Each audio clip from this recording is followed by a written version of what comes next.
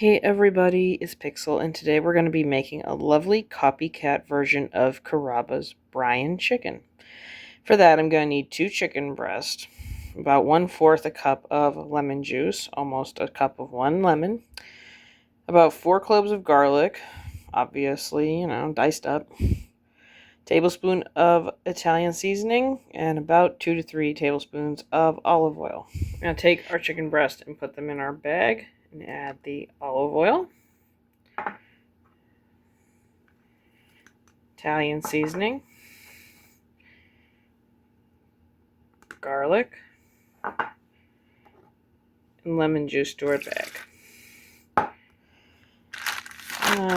We'll take the bag while I have a chance and smush it all together so the seasoning gets all over our chicken. This is going to marinate for the next 30 to an hour.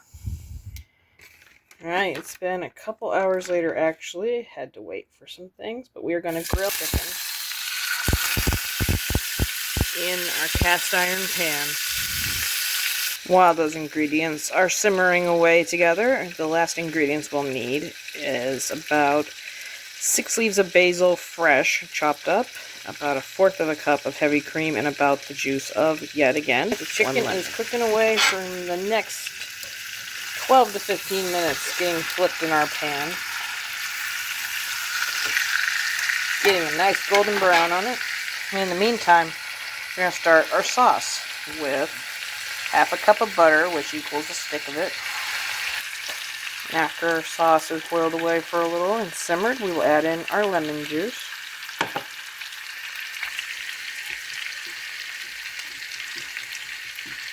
Get that thoroughly combined, because we will be adding in intervals of our cream after this. After a couple minutes, you're going to want to add in the basil.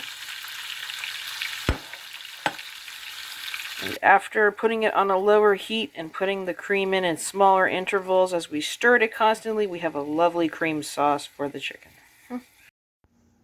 Okay, the chicken brine is assembled. I ended up putting what the recipe called for, which were fresh basil leaves, sun-dried tomato slices, and goat cheese on top for a topping. Of course, with our lovely sauce. So let's take a moment and try it out. Well, the chicken brine is actually really awesome. I've had it at Carrabba's before. There will still always be that restaurant quality that kind of beats it, because I think the chicken on mine got a tad bit too dry.